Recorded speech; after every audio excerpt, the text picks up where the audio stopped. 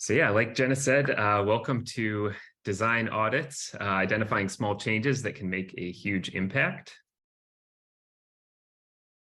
I'm Ken Woodworth. I'm Matten's VP of Design and a partner for almost 20 years, over 20. For almost 20 years, I've led our design team, creating beautiful, usable websites for our clients and their audiences. So let's get started. Well, first, what is a design audit? So a design audit is an expert review of your website or a portion of your website with a focus on design, usability, and accessibility. Today, I'll be talking about three different types of design audits: a comprehensive review, a process review, and a navigation review.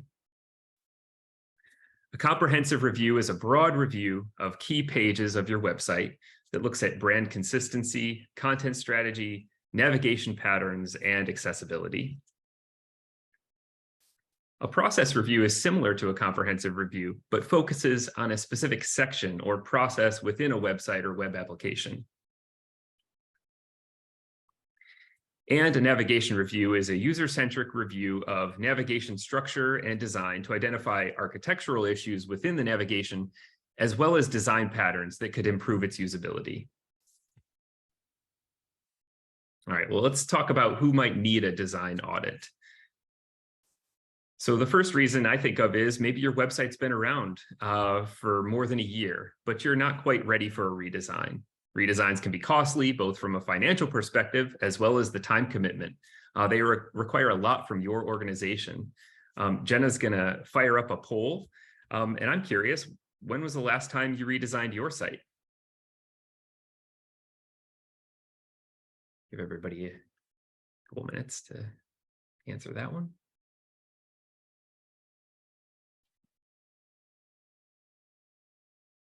We need some elevator music right now.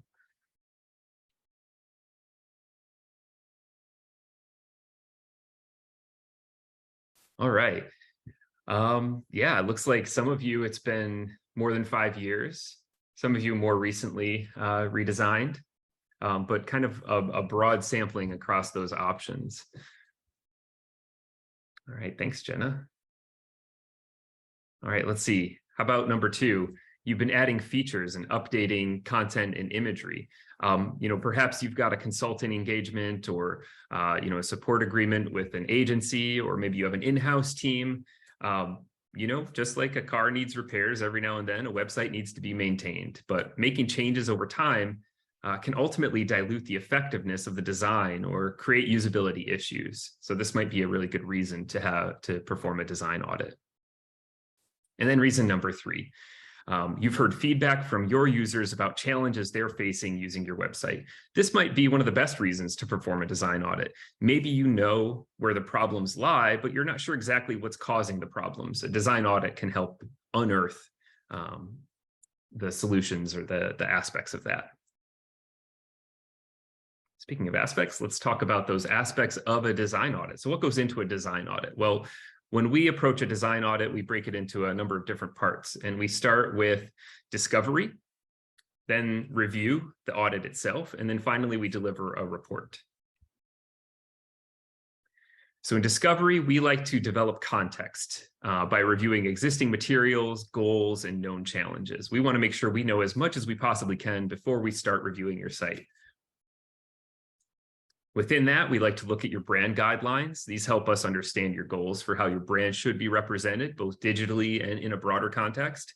It's also important to know when they were last updated. Maybe there are changes to your brand guidelines that might impact your website, and that's something we can touch on a little bit later. Your goals and KPIs are key performance indicators, both organizational and website specific. What are you trying to accomplish, and how does your website support that? Audience information. Who's using your website? What tasks are they trying to complete? Analytics. We like to take a look at your analytics data to inform any recommendations around navigation and content strategy. And then known pain points. What are you hearing from your users, both internally and externally? Are there parts of your website need design help? All of these things help us to understand where we're coming from, where you're coming from, and where we need to start with our design audit. From there, we move on to the review itself.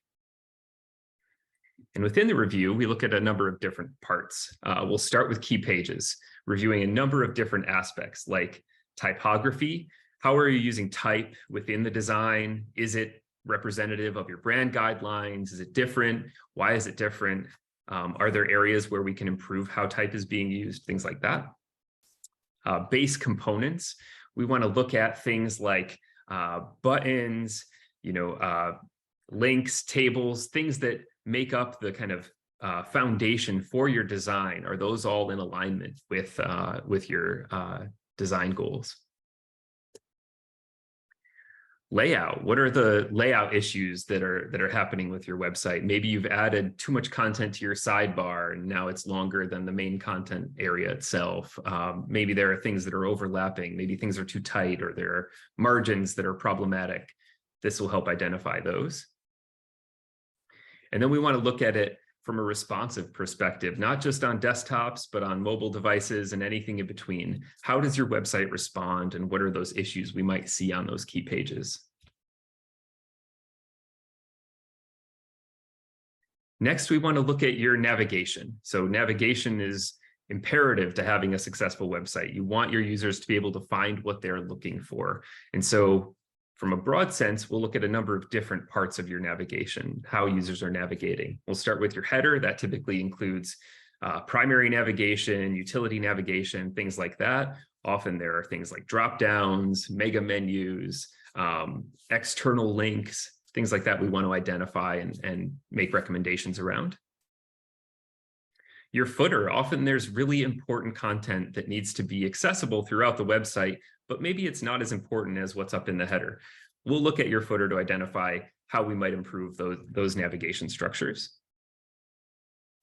And then in page, maybe you have a sidebar navigation or tabs or different elements of navigation that help users to navigate within a section. We want to help you identify how those are working and if there are areas for improvement there. And then search. So when navigation doesn't work, users often go to search to find what they're looking for. What is that search experience like for them, and how does that help them to reach their goals? And then just like we talked about with the key pages, we want to make sure that the navigation works on mobile devices. In particular, that there are a lot of things in consideration around touch targets and structure that help to facilitate people navigating on a mobile device that are very different from how you might think about navigating on a desktop computer. Next, we'll look at content strategy. So how does your content reflect your brand? We'll look at voice and tone. Often you want to make sure that your content is speaking in a voice and tone that's representative of your organization. This is where we might look at those brand guidelines to see, do you have guidelines around voice and tone and how things should be written? That will inform our review of your content on your site. Calls to action. How are you prompting users to interact with your content, whether that's in a link that sends them to more content or getting them to register or sign up for something? Where are there areas we might find room for improvement there? Text density. This is really huge. The way people consume content on the web is very different from what they might get from a document or from a book. You want to make sure that content is presented in a very digestible way and that it's presented in a way that can be easily scanned. So we'll look at that content to help identify areas to improve that. And then finally, use of imagery. How are you using imagery within that content? Are there things that are adding to the presentation of the content via iconography or contextual images that help to tell the story of the content? And how might we recommend to include imagery in a better way? And then finally, accessibility. Quick caveat, this part of the design audit is not a full accessibility audit. We do offer those. I highly recommend checking out some of our previous webinars around accessibility. Michaela is our accessibility expert, and she is just a wealth of information. But we do like to make sure that we're looking at things from an accessibility perspective as well when we're doing a design audit. So there are a few things that we will factor into an audit like this, including color contrast. This is a huge one. So anytime you have text presented, maybe on a background color, we'll want to make sure that that's passing those accessibility contrast standards for readability. We'll also look at heading structure. So are your headings structured the right way, making sure that every page starts at an H1 and works its way down from there and doesn't skip headings within the heading 1, heading 2, things like that. Call to action violations. This is a big one. For a long time, people have been adding links to content that say, click here, learn more. Those broad general links are not helpful from an accessibility perspective. And you want to make sure that you provide enough context with a link that tells a user what to expect when they click that link. And then line length. This is a real big one. Readability is really important for the web, like I mentioned before, but there's also accessibility issues with line length. You want to make sure that your line length is just the right amount. And I think that's around 50 to 70 characters per line. But basically, you want to be able to scan that text and have your eye move to the next line without getting lost. When your line lengths are too long, it's more work for your brain to make that connection. So we'll look at that line length across different screen sizes and make sure that that's meeting that standard. And then the final part is the report. So we'll deliver everything through a report that includes screenshots of each page. What are the issues we're seeing on those pages? High-level recommendations or analysis. So given the context of the audit, what insight do we have for each page? Specific findings. So we'll call out any issues we see on those pages, and recommendations, our expert recommendations on how you should address the issues we're seeing. All right.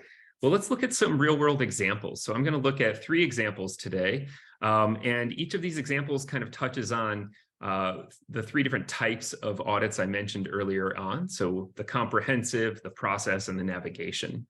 And so let's start with the first. The first is for a client of ours, LabAids. They create science kits and materials for middle and high school. They have a beautiful website. But they're invested in making the experience as usable as possible. And so they reached out to us, and we actually worked with them for years, helping to support their website. But recently we performed a comprehensive design audit that focused on a few things. They wanted a refreshed homepage design, some thoughts around video implementation, and other potential global changes to design.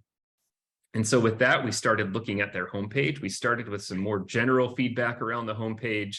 From our first pass, we thought there are a lot of things that are working really well. But then we started to break down the homepage into its components and identify, where is there room for improvement? So looking at the hero, there are some layout issues, especially as you look at it across different screen sizes. We wanted to make sure that those issues were addressed. It also had some issues with covering up the image, and that was something that we wanted to factor into our recommendation. We also looked at how images were used on the homepage. So in this case, those images on the left there they're a low resolution image. So that's an area where, it'd be really easy to update that image and improve the presentation of that content. This is also an area where there's one of those vague links, like I mentioned earlier. So learn more. That could be more descriptive to give people more context for what they're clicking on. And then next, we looked at the iconography on the homepage. I really like this iconography. It's really vibrant. It's really clear. I think it kind of supports the brand that they're developing. But as I went through the rest of their site, I noticed that there were other areas where they used icons that did not match the same style. So I thought this would be a really great opportunity to unify the iconographic approach and make sure that those icons are all in alignment.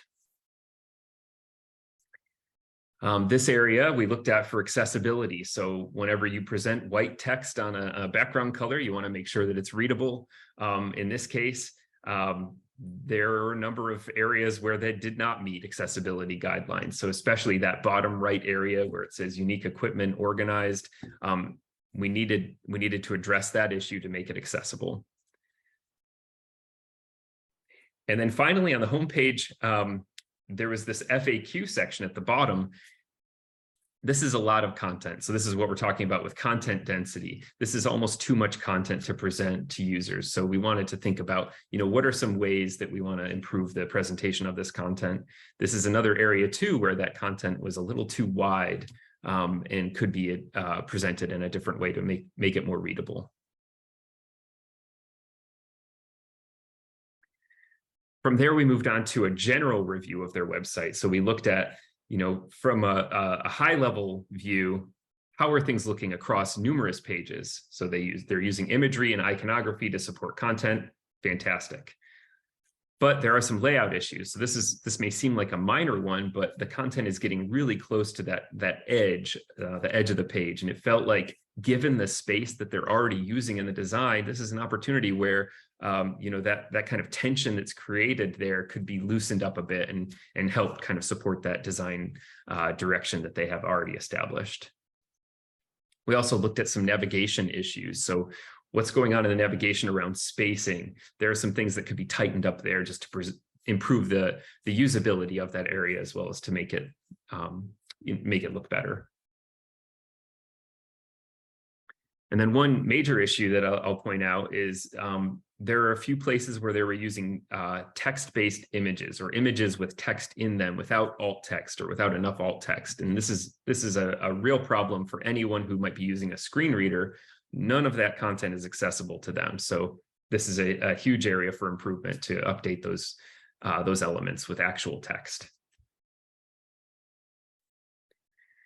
And then the final thing we identified for today is these tabs. They've already set a standard that blue color is the interactive color that they'll use throughout the site. And you can see it just above in that request a sample. We thought that this gray felt like it was almost disabled, and this is an area where they could rethink some of the display of those tabs to make them seem more interactive. So the outcome here is that we identified a number of recommendations for design updates across the website. We identified a refreshed hero design. So here you can see some examples of how we're thinking the hero should look at different screen sizes. And you'll see that this presentation is keeping the focal point of that image always visible, which is really important.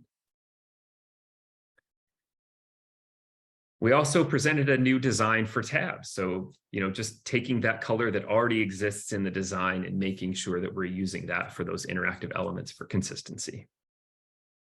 All right, so that's the first example. So again, this was that comprehensive overall review. Let's look at Stanford on and off campus learning opportunities. So Stanford offers a bounty of experiential learning opportunities, or ELOs.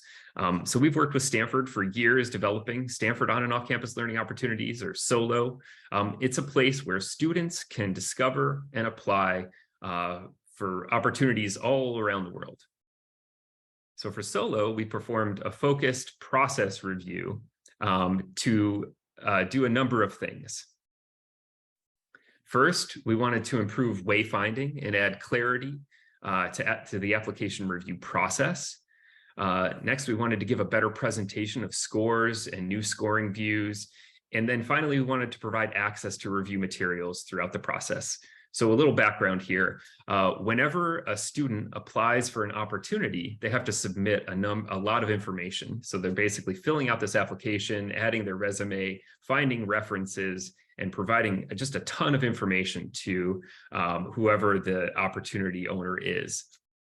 In that process, the person who owns that opportunity will recruit other faculty to review the applications. And so they wanted to look at that review process and identify ways that we could improve it. So we looked at a few specific sections of their site as they relate to review to identify ways to improve it. So we started with My Reviews. So this might be if you are a reviewer and you're coming to review the applications that are assigned to you, you would come to this page first. And you can see there are a number of issues we've identified. Like I mentioned before, we always try to call out every issue and point to it very clearly in the screenshots that we provide, just so that there's no confusion around what we're talking about. But in this case, you can see there are layout issues, there's hierarchy issues, really important messages are getting lost because they're not a large enough size, or maybe they're presented in the wrong place. The actual content that the reviewer needs to interact with most is presented in this really simple table. And anyway, you can see there are a lot of rooms for improvement here. Going along with that, there were issues around messaging and links, really important links for downloading all of those review materials, like I mentioned earlier. Click here to download your data. Again, you want to avoid those click here as part of link text. It just isn't necessary anymore. That link could just say download your data. There are also layout issues when reviewing applications. So here you're looking at a specific applicant's content here. This is where the reviewer will score the applicant. So there are some layout issues. There's some formatting issues. So that content around the overall score, that's getting, all the formatting is getting kind of stripped out of there, and that's presenting a little poorly.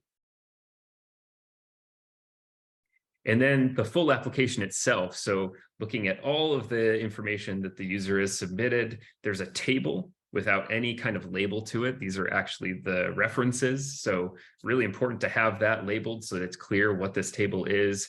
And also one thing that's also important in this is the status. So what is the status of all of these things? We want to make sure that status is really clear whenever things are moving through a workflow. And so finally, you can see this is that last step after a reviewer has gone in and added scores to all of the applicants. You know, there are certainly some more issues here that we need to address. So that main submit all of my reviews button is the #1 thing that we want people to do. It's kind of competing with the other buttons on the page. And so there's a lot of room for cleaning this up. So let's talk about the outcomes. So in this, where we looked at that very specific process, we identified 3 major things that would improve that process. So first, a persistent progress bar that provides access to any part of the review process. There was a lot of input around reviewers getting kind of lost. There were lots of things that they'd click on that would open in a new tab or would take them to another page, and it'd be really hard for them to get back to where they were before. And so this is something we wanted to address. We also wanted to create a new design for my reviews. So looking at those scores, what you've scored, the status of each of those things, that's really important to getting through that review process for reviewers. So this was a great opportunity to make that easier. And then finally, the materials. So having access to those materials throughout that application process was really important. So we wanted to improve the display of that area to make sure that those were really called out. And so here you can see, this is that progress bar. Keeps it really simple. Currently, you're reviewing this one specific opportunity. You start by reading the instructions, then you look at the opportunity details, and then you review applicants. It's that simple. And then within that progress bar, there's a call to action to continue, which keeps them moving through that process as they go. When they finally get to that review applicants step, this is where they'll see this new applicants table. And so you can see we've changed the display of it. Now there are status labels for each applicant. There are calls to action to either edit or review. After you've already reviewed someone, the edit link gets kind of downplayed a little bit. So we're keeping that review link really prominent. And then those scores are front and center. You can really see exactly what the score is that you've entered. And that's really important. We've also added new ways to show scores. You can see in the top right there where it says aggregate scores. We've also scored by other weighted values. So there's different ways of showing how things are scored for each applicant. And then finally, the new materials display. So here you can see we've got a prominent link to download all of the applicant's data as a PDF. But you can also see all of those files that might be associated with it. So it's really clear, you know, these are the different things that I might need to access while I'm looking at this review. And it's just front and center right there for you. All right, finally, the last example. This one is from a more navigational perspective. So this is for Stanford Do Research. So another Stanford project that we've been working on. So we've been working with Do Research, which is the home for the Vice Provost and Dean of Research at Stanford. Do Research provides resources that support Stanford's research ecosystem and its units, its institutes, its centers, and its research labs. All right, so for this engagement, we identified three major things we wanted to accomplish. So this was a navigation review, like I said. We wanted to start by looking at the analytics. So what do they tell us about navigation? What's working now? What's not working? We wanted to review the navigation itself for usability and design issues.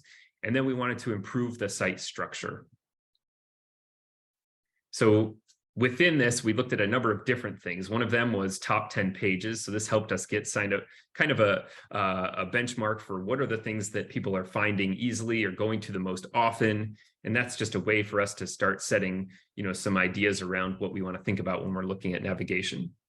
We also looked at pages in the top 500. So in particular, these were pages within certain sections of the site. So whether it's within a topic section or the policies section or a tool, whether it was an office, these are the pages that users are visiting the most. So we started there just to get some context. And then we moved on to looking at specifically at the header. The header is one of the most important ways that users will navigate your site. So we want to make sure that we gave it a lot of focus. And you can see that this header has a lot going on just from these three different screenshots of it. And I'll kind of jump in a little bit onto what we talked about there. So first, we looked at some usability issues with the header. So currently, if you're within the topics section, there's no way to know that you are in the topics section. And so we want to make sure that if you are within a section, that section is highlighted and it's really clear that you are there. There are also some hierarchy issues. So for this site, the announcement section does not get updated regularly and also does not get visited regularly. So we might need to downplay that as we're thinking about a new approach to navigation. Then we looked at the secondary navigation or the drop-down navigation within the header. In this case, you can see within the top example, there are really simple drop-down navigations. So this one just has two links, and the bottom one has a lot more going on. It's more of that mega menu approach. For a user, that can be really confusing. There are also pages within this primary navigation or links within this primary navigation that just take you to another page completely. There is no drop-down navigation. So there's no indicator that that's going to happen until you've clicked it and gone to that page. So we wanted to make sure that we addressed a lot of that inconsistency and just simplified things so that users knew what to expect and were not surprised when interacting with that really important navigation element. We also wanted to look at search. Like I mentioned before, search is really important. Search is used regularly. I think here you can see it was used over 13,000 times in the last year. But there are design issues with search, but some minor usability issues that we also need to address. But definitely something we want to make sure we're factoring in as we're thinking about search. And then the last part of the navigation issues was this global navigation. So they were having some challenges with users being able to find pages, and this was meant to be a solution to some of those challenges. And I think the problem it creates is greater than the problems it's trying to solve. So now they've got almost two different types of navigation happening within that primary navigation. And so that's something we want to address and make sure that primary navigation is doing what it's supposed to. It's doing its job. And we don't need a supporting navigation to help people actually find the content. That's what that primary navigation should be doing. We also looked at link depth. So we wanted to understand, how deep is the content on this site? There's always content on a site that gets kind of lost or forgotten. Within this site, you can see it goes 6 levels deep. I would say this is not a huge site. And so to understand, that depth is really important. There might be sites out there that have 8 to 10 to 12 levels of depth in their navigation. At some point, those pages don't really make sense in a navigation structure. It's really hard to get to those pages. So you want to make sure that the link depth is supporting the amount of content you have, and you're trying to to reduce it as much as possible. So really cleaning up link depth was something that we were thinking about in this process. With that, there also came some navigation issues. So looking at this page structure page here, you can see that drop-down navigation for find funding. There are some design issues happening. Text is getting squished into this very narrow column. There are multiple levels of navigation within that. Anyway, lots of things that we needed to address within while looking at this navigation structure. This is another example where there are accessibility issues. So you can see that page navigation at the top is white on a tan background. That's not meeting those contrast standards. So we'll want to make sure that we're looking at ways to improve that as we're thinking about this navigation structure.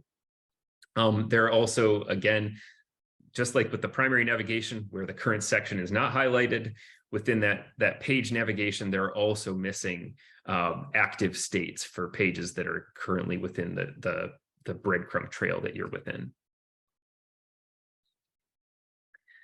So that's just a look at some of the high-level parts of that review. Within that, we also provided access to all of our data. So all of the things that we're talking about when we're looking at the analytics, we're thinking about the sitemap and how we might restructure things. We also did a content review, so exporting all of the content and thinking about all the different types of content. So whether something's a topic versus a how-to or things like that. And we provide access to that to our clients in this process. The outcome, well, this project's still in the works, so I don't want to share anything just yet, but we've identified 3 major problems we can solve. We can create a simplified user-centric navigation structure. We can develop an updated mega menu design for better consistency and usability. And we can improve the wayfinding that highlights where a user is within the site. All right, so with all of those examples in mind, let's wrap things up here. So before we go too far, I have a question, another poll. How many of you are planning a redesign?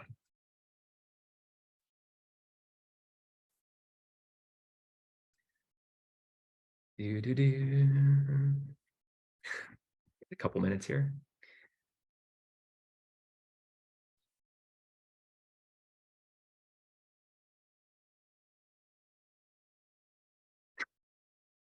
Great elevator music, yeah. I'm never doing that again.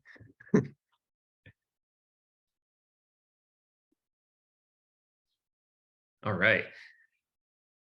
Great. So some of you are working on an RFP, but you don't have a timeline yet. So in that case, maybe a design audit could be a great way to inform that RFP. What are the major issues with your current site that you could try to address as a part of that redesign process? And some of you aren't ready for a redesign. That's another opportunity where a design audit could be a great way to extend the life of your existing website. So with Atten, we're really pleased to offer 3 levels of design audit, and these will be kind of tailored to your needs. So a small audit will look at roughly 10 pages, medium 20, and a large 40. And these sizes let us stay focused on what will provide the most impact to your website's design. So if you're interested in a design audit or want to learn more, definitely get in touch, and we're happy to talk more about this offering. And with that, thanks everyone. Really glad you could come today, and I'd love to take any questions. Thank you, Ken. Fantastic. While everyone is putting your questions in the Q&A box for Ken, I want to let you know about our next webinar, which will be happening next Wednesday, March 22nd. Our senior developer, Philip Steer, will be presenting how to maintain optimized images in Drupal. And specifically, he'll be talking about responsive imaging. So sign up for next Wednesday, March 22nd. I put the registration link in the chat box. Okay, question time.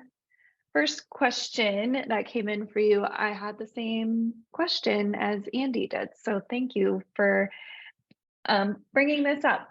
In navigation reviews, what are you looking for to know if the current navigation is working or not while using the analytics specifically?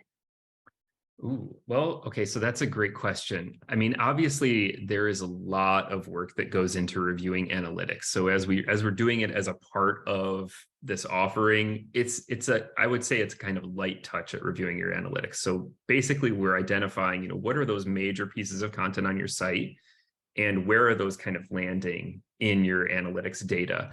And if we're seeing that, those pages that people are looking for the most aren't able to be found easily, then that's definitely something we want to address. We also, if we have access to it, we'll look at those search queries within your analytics. So for that do research example, like I said, there were over 13,000 search queries from the last year. And that gave us really good insights into what are people looking for? What are those major points of or pieces of content that they're trying to find, but they aren't able to do it through that main navigation. So that helped us kind of identify areas that we could improve navigation structure. Does that answer the question? Yeah, that totally does. I have a few follow-ups. When we're talking about search queries, those are searches within the website, or are those Google searches since it's all using Google Analytics? So in this case, I think all of those searches were within the website. So I Okay. think it'll depend on what kind of data is available within your analytics, whether those search queries are in there. But that's also an aspect of the analytics data you can look at. These were actual URL parameters passed through the search. So we had it within the analytics for pages visited, basically. Awesome. And then Ken, do you have any other tools that we use a ton of tools when we're doing a full redesign. Our strategy phase includes several exercises. Within design audit specifically, are there other tools you use to understand navigation issues and room for improvement? These are good questions, man. Let me get a drink of water real quick. So I need that elevator music again. I'm not singing it though. Yeah, so let's see other tools. I'm kind of drawing a blank right now. Like what's it called? Crazy Egg? Do we ever use that yes, to sorry. Thank you. understand Yes. okay. Yeah, we definitely have used Crazy Egg. Yes. You talk for like half an hour straight and you get a little tired. Yes, we've used Crazy Egg for looking at where users are clicking in a design. So that can be really informative as well. So tools like that are great. Cool. Awesome. That helps. Andy said thanks. So you answered his question. Great. Next question regarding your page levels for design audits. With Drupal being very views driven, would a view list page and a detail page review count as just 2 pages, since it doesn't matter how many items are displayed in the view? Yeah, so I would say those page numbers are guidelines, and really it's more about the kind of breadth of the audit. And we'll work really closely with you to identify what makes the most sense to fit in based on your budget. Yeah, it does get a little tricky when you're thinking about views, especially when content gets shared or shown in multiple places.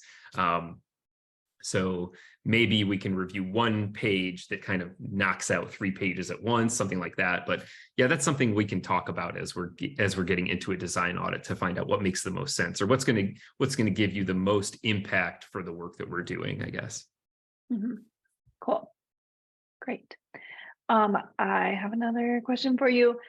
So many of our clients are obviously nonprofits, government entities.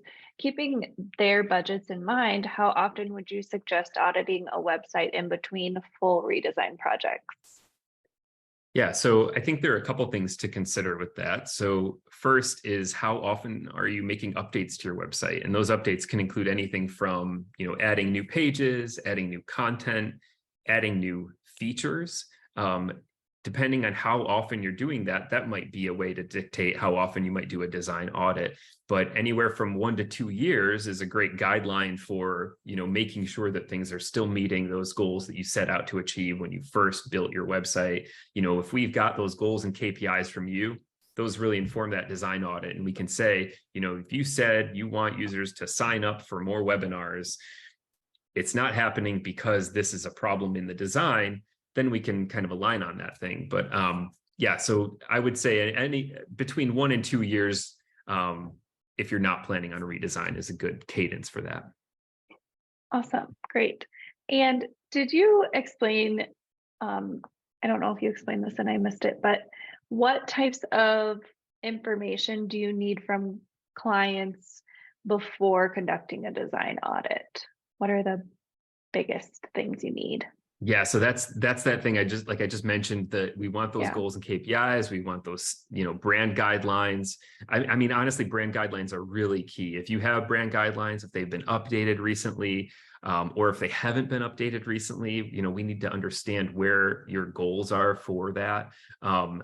We want to understand your audiences, anything you have that's basically discovery, anything that tells us information that we need to get enough context to make recommendations. We don't want to come in and make recommendations for your design without understanding where you're coming from, because that's not going to be very helpful. It's not going to achieve the goals that you want it to achieve. So as much context as we can get, we'll take, and that'll help us to perform the audit.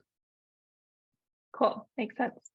Okay, I have one more question for Ken. So this is your last chance to put a question for Ken in the Q&A box. So as a marketer, I am always looking for ways to conserve my marketing budget. I'm wondering if you might, how would you feel if I came to you and said, Ken, instead of doing a full redesign, I'd like to conserve my marketing budget and just do consistent design audits maybe every year or every 2 years in place of a full redesign. How do you feel about that? Yeah, great question. So, I mean, I think it's really interesting. When we talk to clients, we talk about your website being a product, not a project, right? So a website is not a one-time deal where you build it and it's done and you never have to think about it again. It's a living thing that's going to evolve over time. So a design audit is a great way to ensure it's still meeting those design goals as it lives on. But at some point, you're going to hit diminishing returns, right? There's only so much you can do. And maybe as an organization, you'll say, our website's been around for 5 years, 6 years, whatever. Our goals have changed. Our audiences have evolved. Maybe there are things that we need to change. Maybe we've done a brand redesign. We've redesigned our logo. We've developed new brand guidelines. A design audit is not going to address those major shifts that happen within an organization. And so I think it's a great way to kind of extend the life or to breathe new life into your website.